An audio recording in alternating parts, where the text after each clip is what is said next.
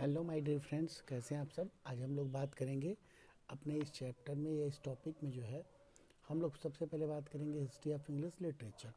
History of English literature को अगर बात करें तो उसको समझने के लिए सबसे बहुत ज़्यादा ज़रूरी है कि पहले हम किस टाइम पीरियड में कौन कौन से एज आए थे। पहली बात, जो बेसिकली जो हमारा हिस्ट्री ऑफ इंग्लिश लिटरेचर उसके जो पीरियड हैं, जो पीरियड्स हैं, उसको अगर हम लोग डिवाइड करते हैं तो छोटे छोटे पीरियड्स में उसको हम डिवाइड कर सकते हैं। और हिस्ट्री में जो है इसका अपना बहुत बड़ा योगदान है।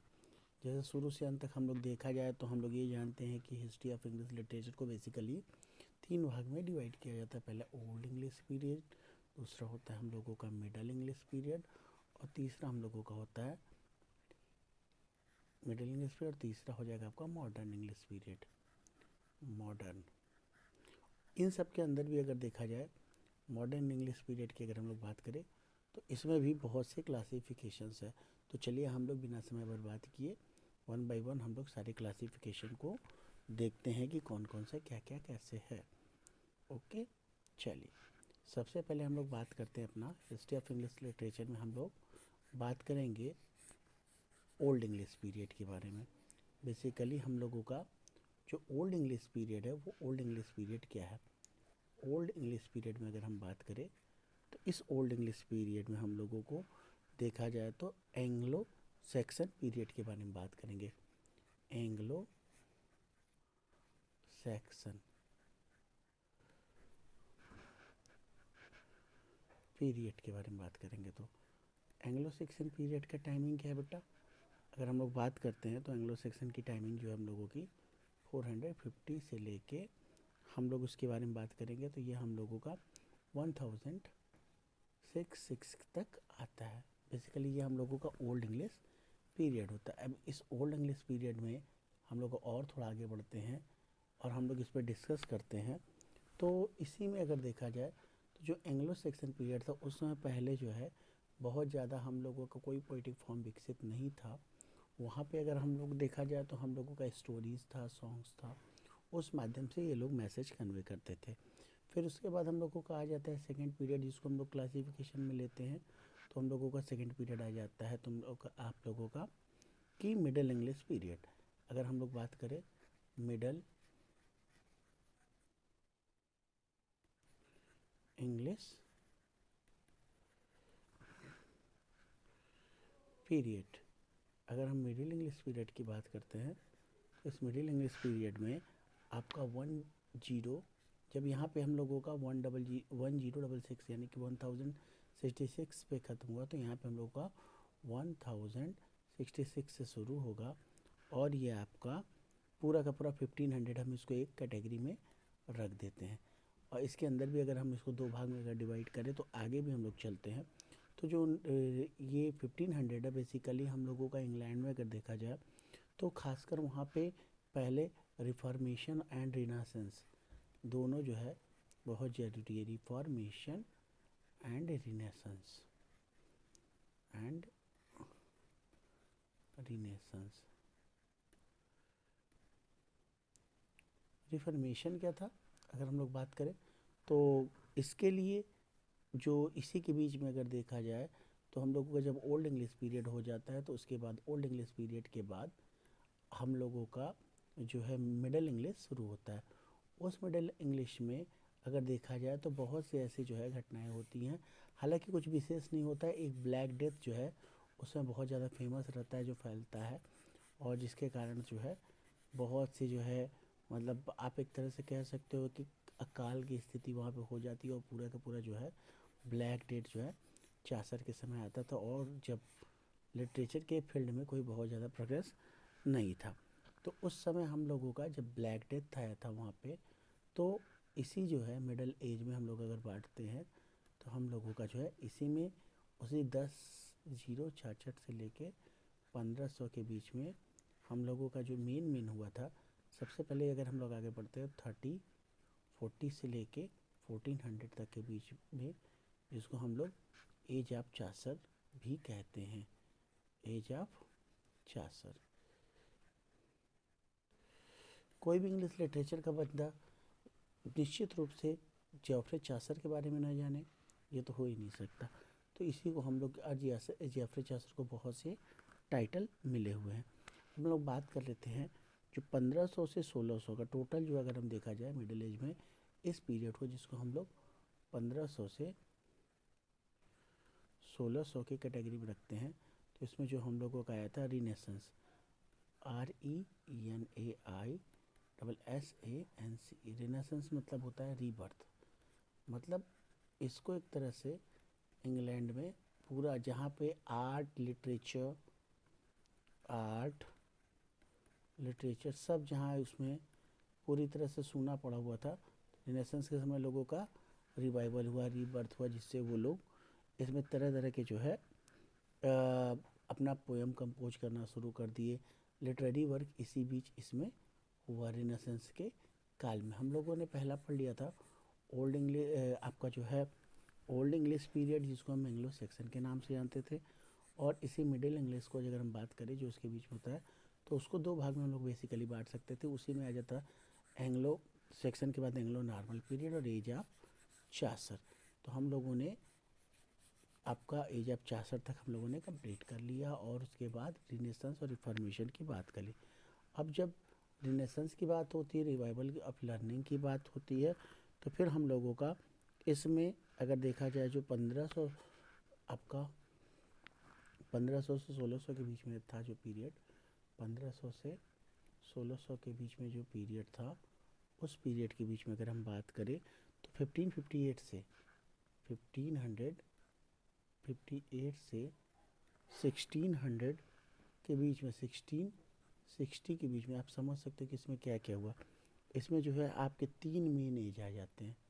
इसमें अगर हम लोग बात करें तो हम लोगों के तीन मेन एज आते हैं। पहले एलिजाबेथ एज, अगर हम एलिजाबेथन एज की बात करें,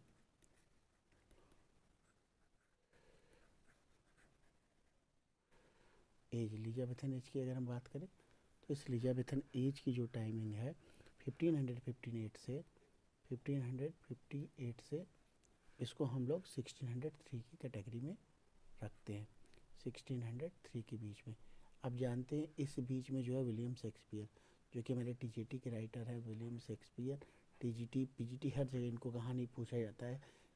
also known as the dramatist, father of English dramatist. Chaucer के बाद अगर देखा जाए तो इंग्लैंड में इनका ही बोलबाला था। 37 प्लेस सब जानते हैं इस चीज़ को। अब हम लोग बात करते हैं जब यहाँ पे हमारा 1603 हो गया, तो अब 1603 के बाद 1603 से लेके हम लोगों का जो तीसरा पीरियड उसके आगे चलता है 1625 तक चलता है, उसको अगर हम लोग बात करें तो हम लोग जैकोबिन एज के नाम से जानते हैं। जैकोबिन एज के नाम से हम लोग उसको जानते हैं। तो हम लोग इस तरह से 1625 तक पहुंच चुके हैं। अब 1625 के बाद हम लोग आगे अगर बात करते हैं तो उसमें अभी हम लोग फ्रेंड्स हम लोग अभी जो थोड़ी देर पहले पढ़े तो उसमें ओल्ड पढ़ लिए, मिडल पढ़ लिए। मिडल में हम लोग एज ऑफ चासर की बात की, फिर एज ऑफ चासर के बाद जो मिडल एज को लिए उसको 1500 और 1600 के बीच में डिवाइड किया गया। उसमें हम लोगों ने रिनेसा के बारे में पढ़ा, उसके साथ साथ रिफॉर्मेशन के बारे में हम लोगों ने बात किया। अब हम लोग उसी सीक्वेंस में आगे बढ़ते हुए चलते हैं, और उसमें क्या है हम लोगों का अभी तक हम लोग जैकोबिन एज तक पढ़ लिए हैं। जैकोबिन एज के बाद जो होता है हम लोगों का 1625 से, राइट। पहले हम लोगों का जो था एलिजाबेथन एज था वो 1558 से लेकर 1603 तक था, ठीक है। उसके बाद 1603 से लेकर 1625 जो जैकोबिन एज हुआ। अब जो 1625 है, और ये 1625 से लेके 1649 की अगर हम बात करें, तो इसके बीच का जो एज आता है उसको हम लोग जो है कैरोलिन एज के नाम से जानते हैं। कैरोलाइन एज, जो कैरोलाइन एज है, उस कैरोलाइन एज में अगर आप देखा जाए तो इसके बीच में हमारे जो है अब तुरंत इसके बाद ये कैरोलाइन मूवमेंट आएगा। उसके बाद हम लोगों का जो कॉमनवेल्थ पीरियड शुरू हो जाएगा यहाँ के। इसके बाद से जो है 1649 से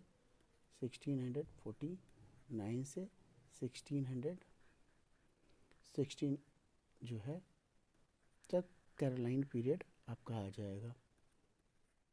कैरोलाइन पीरियड। इस कैरोलाइन पीरियड को अगर हम देखा जाए तो हम लोगों के टीजीटी के राइटर इसी एज के बीच में आएंगे, जिनको हम लोग जॉन मिल्टन के नाम से जानते हैं। ये हमारे टीजीटी के राइटर हैं। तो हालांकि थे वो एक प्यूरिटन, इसी को हम लोग जो है प्यूरिटन मोमेंट के नाम से भी जानते हैं, या एज ऑफ प्यूरिटन के नाम से भी जानते हैं, क्योंकि 4 सेकंड का वहाँ पे जो है एक सेशन होता है, इसलिए इसको हम लोग उसमें जानते हैं। अब हम लोग फिर आगे चलते बात करते हैं एज में, एज से रिलेटेड।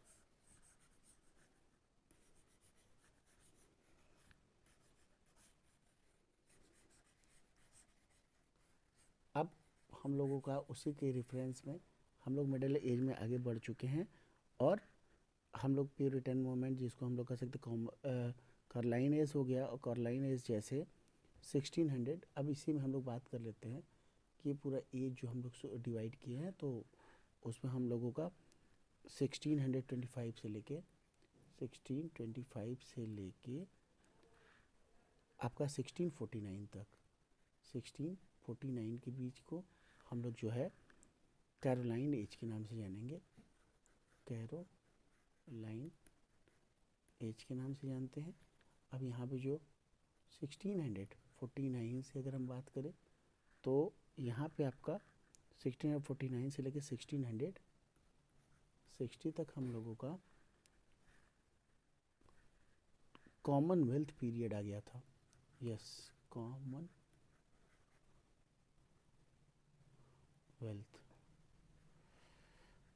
पीरियड के नाम से ये जाना जाता था।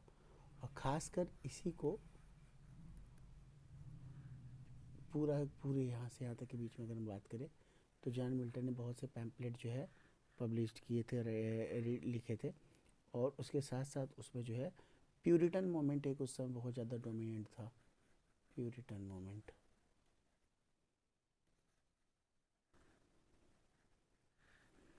अब जब हम लोग इससे 4 सेक्शन से ख़त्म करने के बाद आगे निकलते, तो हम लोगों की सोच आगे बढ़ती है, और हम लोग उसी रेफरेंस में आगे बढ़ते हैं और आगे चलते चले जाते हैं, और फिर उसमें पीरियड से रिलेटेड हम लोगों का बातचीत चलता है।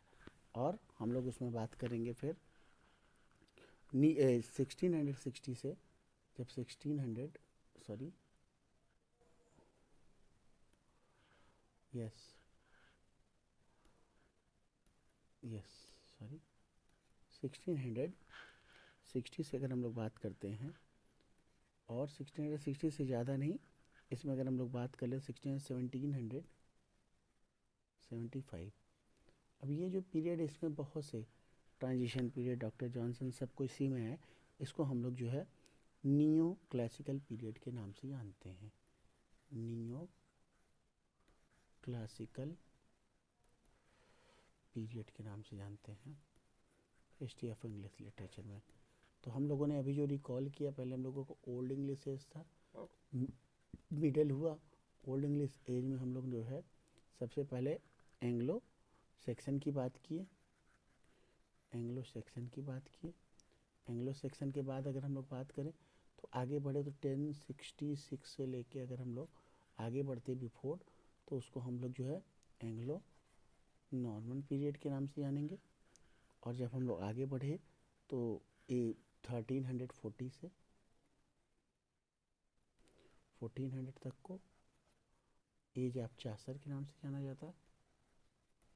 उसके बाद रिवाइवल और रिनेसेंस हो जाता है, जिसके बाद ये सब आपके मिडिल एज में चल रहे हैं।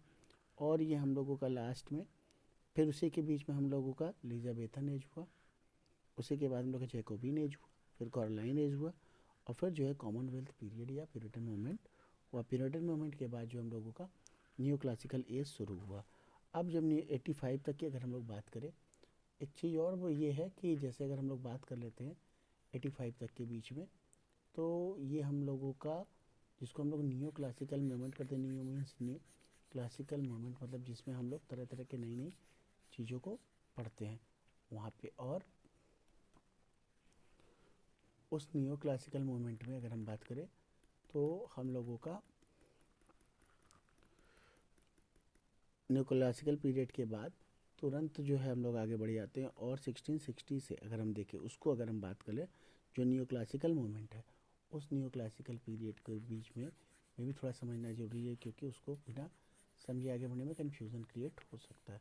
तो अब जैसे हम लोग पीछे बात किए थे कि हम लोगों का रिनेसेंस वाला जो पीरियड चल रहा था उसमें जो है एलिजाबेथ का एज हुआ था, तो यहाँ पे हम लोग जब न्यू क्लासिकल मूवमेंट की बात करते हैं तो नियो में अगर हम लोग ले लेते हैं, तो इसको भी अंदर से अगर देखा जाए तो तीन भागों में हम लोग पढ़ने के लिए, समझने के लिए कर सकते हैं। जैसे जॉन मिल्टन के बाद जो है 1660 से लेके इसको हम लोग अगर बात करते हैं 1700 तक, ये जो 14 ईयर्स का पीरियड था, इस 14 ईयर्स के पीरियड को हम लोग जो है द रेस्टोरेशन पीरियड के नाम से भी जान सकते हैं। हिस्ट्री में इसको जो है द रेस्टोरेशन पीरियड के नाम से जाना जाता है। और ये 1700 से 1745 तक, 1745 तक इसको अगर हम लोग ले लेते हैं तो ये हम लोगों का अगस्टन एज, दी अगस्टन एज के नाम से जाना जाता है, एज के नाम से जाना जाता है। उस अगस्टन एज के बाद अगर हम लोग और आगे बढ़ते हैं तो एज ऑफ सेंसिबिलिटी, जिसको हम जो है एज ऑफ जॉनसन भी कहते हैं, ये हम लोगों का हो जाता है 1745 से, इसको हम लोग ले जाते हैं कहाँ तक, 1785 तक, जिसको हम लोग इन नटसेल में हम कह सकते हैं, इसको हम लोग द एज ऑफ सेंसिबिलिटी कहते हैं, द एज ऑफ सेंसिबिलिटी।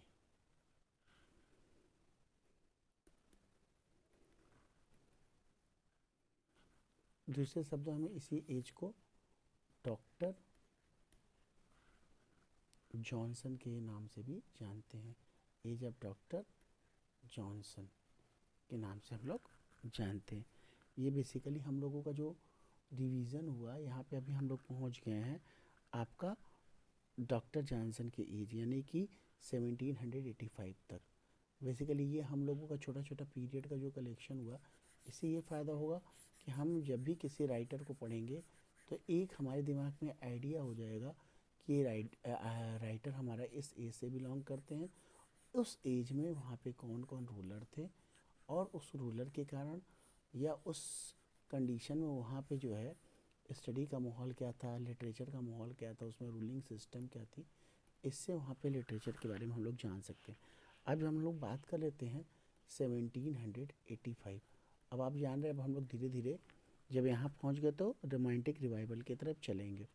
और ये 1832 बहुत सी बुक में कन्फ्यूज़न क्रिएट करता है कि ये 1798 जब विलियम वर्ड्सवर्थ का preface to the lyrical ballad publish हुआ तब जो है वहाँ शुरू होता है, लेकिन नहीं, ये 1785 से ही आपका रिनेसेंस जो है धीरे रोमांटिक रिवाइवल शुरू हो जाता है। रोमांटिक रिवाइवल के एक हम लोगों के जाने माने पोएट है जिनका नाम है विलियम वर्ड्सवर्थ। विलियम वर्ड्सवर्थ को हम लोग इसमें पढ़ेंगे। और जो हमारे टीजीटी के और पीजीटी, टीजीटी और पीजीटी दोनों के सिलेबस में है। अगर हम विलियम वर्ड्सवर्थ की बात कर लेते हैं तो विलियम वर्ड्सवर्थ से यहाँ पे इसको हम लोग रोमांटिक पीरियड के नाम से जानते हैं। अगर हम बात कर ले रोमांटिक पीरियड, अब जैसे हम लोग रोमांटिक पीरियड को अगर हम लोग ले लिए और इसकी शुरुआत करें, इसके बारे में हम जान गए, तो रोमांटिक के तुरंत बाद हम लोगों का लिटरेचर में जब ये 32 पे ख़त्म हुआ तो आपको बट नेचुरल है कि हम लोगों का इसी के आगे से, यानी कि 1832 से आपका 1800 जो है 1832 से 1900, बहुत सी किताब में 1900 मिलता है और बहुत सी बुक में 1901 तक बोलता है, लेकिन कोई पीरियड धीरे धीरे उसका लास्ट तक भी प्रभाव रहता है, और जैसे लास्ट में ख़त्म होगा वहीं से धीरे धीरे दूसरे पीरियड की तरफ आगे शुरुआत हो जाती है। तो ये जो हम लोगों का था विक्टोरियन पीरियड है, जो 1832 से अगर बात करें, ये जो है हम लोग का यहीं से विक्टोरियन पीरियड का, इसको हम लोग विक्टोरियन पीरियड के नाम से जानते हैं। और ये हम लोगों का विक्टोरियन पीरियड हो गया।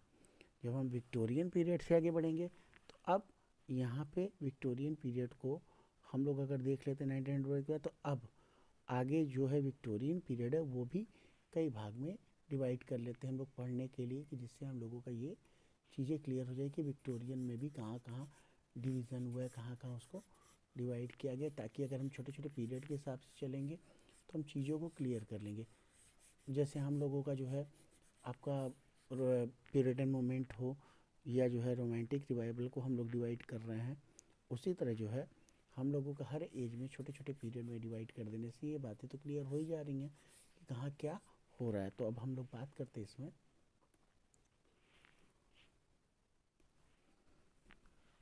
विक्टोरियन एरा की। तो विक्टोरियन एरा की शुरुआत हम लोग पाते हैं कि ऐसा हम लोगों का 1832, जो मोटी मोटा जो है विक्टोरियन एरा है 1832 से लेके हम लोग इसको 1901 तक डिवाइड कर लेते हैं। अब इस 1901 के बीच में डिवाइड करने के बाद जब हम लोगों का सीधे तो डायरेक्ट होगा नहीं, विक्टोरियन पीरियड है, इसमें भी डिवाइड हुए हैं the pre Raphaelites, the pre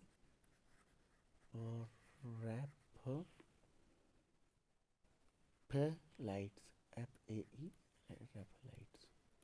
इसका टाइम पीरियड अगर हम बात करें तो इसको हम इसी के बीच में 1848 से 1860 के बीच में रखते हैं। अब प्री रेफराइट के बाद जो है हम लोगों का याद हो जाता है एस्थेटिज्म, जिसको हम लोग कहते हैं, जिसमें हम लोग एस्थेटिज्म की तरफ आगे बढ़ जाते हैं और इसको हम लोग जो है डिकेडेंस के नाम से जानते हैं। उसकी टाइम पीरियड की अगर हम बात करें तो वो हम लोगों का 1800, जैसे ये 1848 से लेके जो है 1880 तक था, तो उस 1880 से अगर हम बात करें तो हम लोगों का दूसरा पीरियड 1880 से लेके वो हम लोगों का 1901 तक जाता है, जिसको हम लोग एस्थेटिज्म के नाम से जानते हैं, AESTHETICI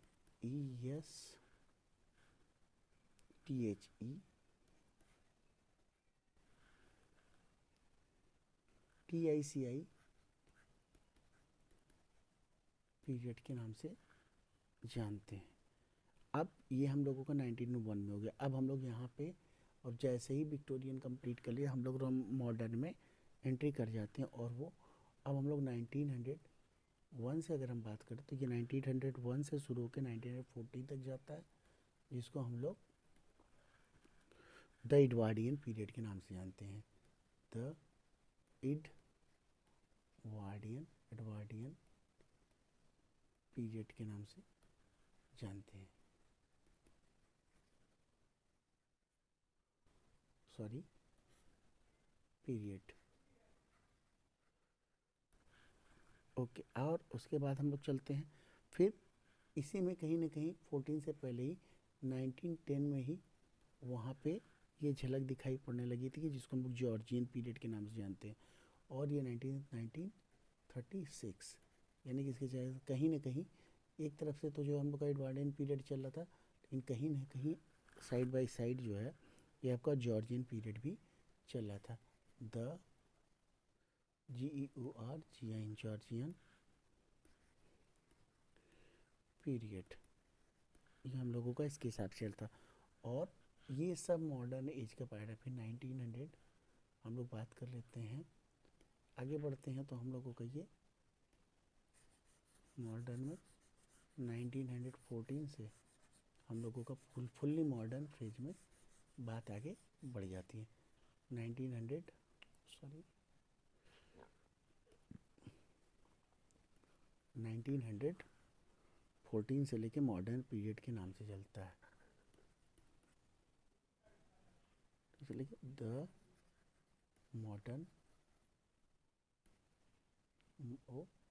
मॉडर्न पीरियड के नाम से चलता है, इसको हम लोग इस कैटेगरी में रखते हैं। और उसके बाद 1945 के बाद अगर हम लोग देख लें तो उसको हम लोग पोस्ट मॉडर्निज्म पीरियड में रखते हैं। ये तो इन नट सेल में अगर हम लोग बात करें तो हम लोगों का पीरियड के संबंध में ये जानकारी दी गई है, जो कि आपको ये डिसाइड करने के लिए क्लियर हो जाएगा कि हमारे कौन से राइटर किस किस एज से हैं, जो आपको थोड़ा हेल्पफुल रहेगा। और मेन तो हम लोगों को फोकस करना है अपने राइटर्स पे, क्यों? क्योंकि अब जान रहे आयोग चेंज होने वाला है, और आयोग चेंज हो गया है, और अगले बार से क्या क्या चेंज आएंगे भगवान जानता है। तो इसलिए अब हम लोग मोटी मोटा बात कर लेते हैं। तो हम लोगों में जो टीजीटी के मेन राइटर हैं, जिसको हम लोग जो है फोकस करना है लिटरेचर में, तो हम लोगों के word and noun dramatist William Shakespeare हैं।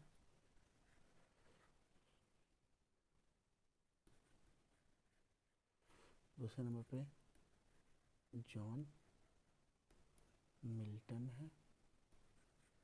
तीसरे नंबर पे विलियम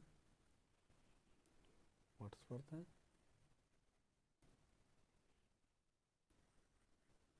और चौथे नंबर पे जॉन स्काल्सवर्थ भी है।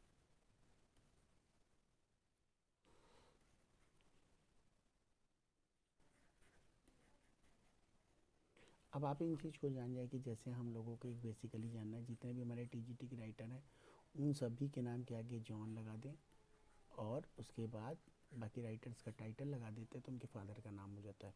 तो इस वीडियो में आज हम लोग यहीं पे रोकते हैं, नेक्स्ट वीडियो में।